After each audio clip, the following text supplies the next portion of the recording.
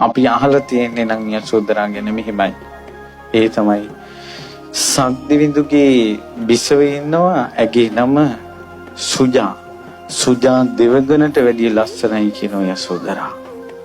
සාමාන්‍ය සක්විති රජ කෙනෙක්ගේ බිසව තමයි මේ ලෝකේ ඉන්න ලස්සනම කාන්තාව. ඇය මනුස්ස ස්වභාවයේ ලස්සන ඉක්මවලා ගිහිල්ලා දෙවියන්ගේ ස්වභාවයට පැමිණිලා නැහැ. ඒත් යසෝදරා සුජා දෙවඟනට වැඩිය ලස්සනයි කියනවා. ඒ නිසාම කාටවත් එකපාර බලන්න බෑ.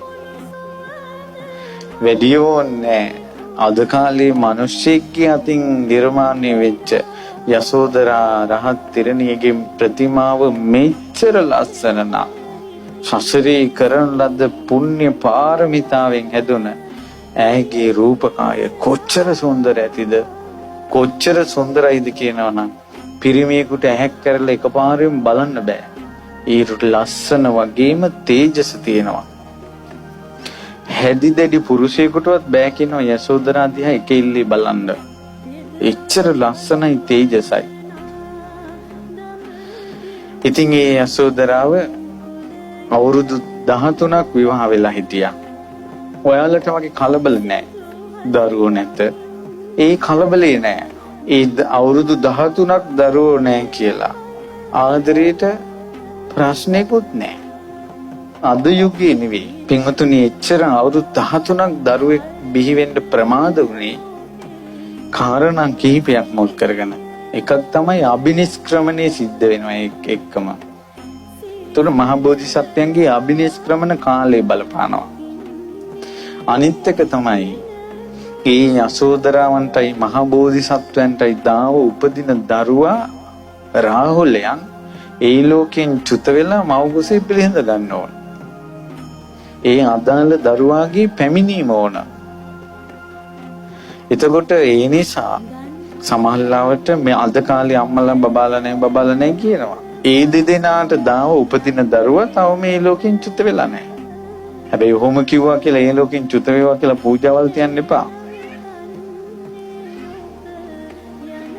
ඒක කර්මාන රූපව තමයි සිද්ධ වෙන්නේ. ඒ නිසා වසර 13ක් දරුවන් නැතුව හිටියා. ඒක වුන්ට ප්‍රශ්නයක් වුණෙත් නෑ. සිදුහත් මාලිගාවේ එකම එක දවසක්වත් දරුවෙක් නෑ කියන එක කතා වෙලත් නෑ. ඒ වගේම තමයි මහමායා දේවියට සිදුහත් කුමාරයා ඉපදිලා තියෙන්නේ අවුරුදු 40 දී වගේ. ඒ මාලිගාවෙත් ප්‍රශ්නයක් වෙලා නෑ.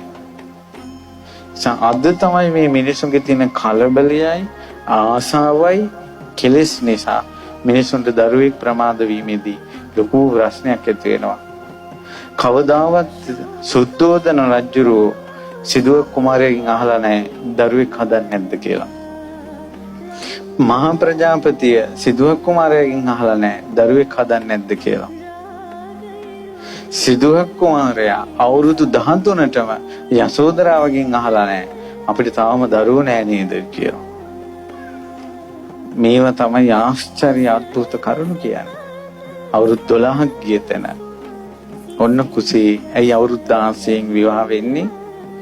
අවුරුදු 29න් තමයි අබිනිෂ්ක්‍රමණය වෙන්නේ. ඒකට අවුරුදු 28 දී කුසට දරුවෙක් එනවා. ඒත් ඇසළ පොම් පොහේ දවසක රාහුල කුමාරයා